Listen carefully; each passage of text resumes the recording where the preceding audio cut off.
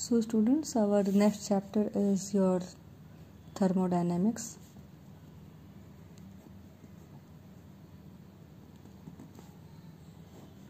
Okay, so students, basically thermodynamics is the branch of science which deals with the study of different forms of energy and their interconversions.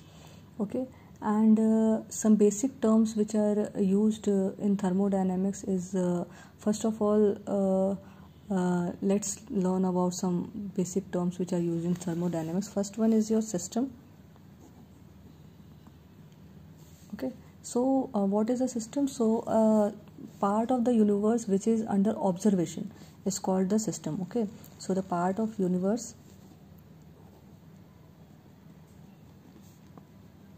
which is under observation,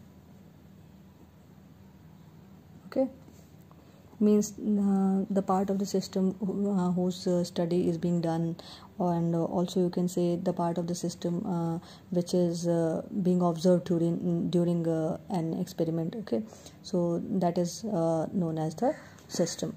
Okay, now surrounding. So anything which is beyond the system, means out of the system, it is known as the surrounding. So surrounding is basically defined as the remaining portion of the universe, the remaining portion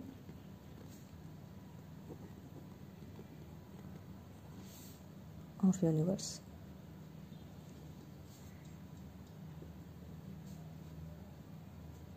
Okay, so you can say it is not the part of the system. Okay, so the remaining portion means a part of the universe which is under your study or under your observation is known as the system, and the remaining portion around the system is known as the surrounding.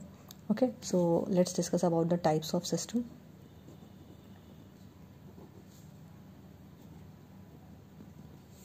First one is your open system. Okay, so in open system, students, open system is a system in which there is exchange of matter as well as energy with the surroundings. Okay, so that is known as the open system. For example, your hot coffee is an hot coffee in an open flask is an example of an open system, because it can gain or lose matter as well as energy. Okay, so the system which can exchange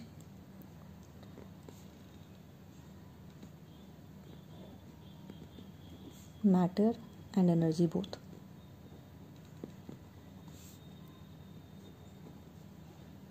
Is known as your open system.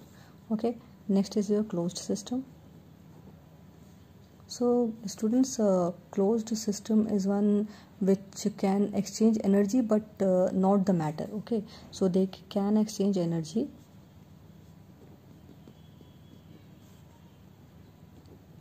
but not matter,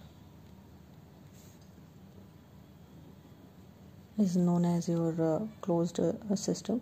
So example of this, you can say hot coffee contained in a stainless flask is an example of this, because in this energy can be gained or lost, but matter is not exchanged in this case. Okay, so this is an example of your closed system. Next is your isolated system. Students, isolation, you know that is isolation means to be which is left alone.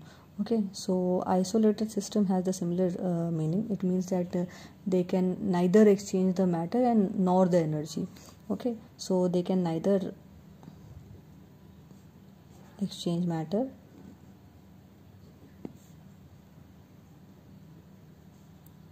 nor energy. Okay, nor energy is exchanged. Okay, this is your isolated system. So students, basically practically there is no perfect isolated system till date. However, a few systems which is completely sealed to prevent inflow or outflow of the matter, and is thermally insulated to prevent the flow of heat, is considered as an isolated system. For example, The thermos flask which we use is an example of this isolated system. Okay, that's what I'm saying, that perfect isolated system is not known till date, but still we consider these things as an example of an isolated system. Okay, so these are the terms which are used in the thermodynamics, and all are conceptually based on these terms.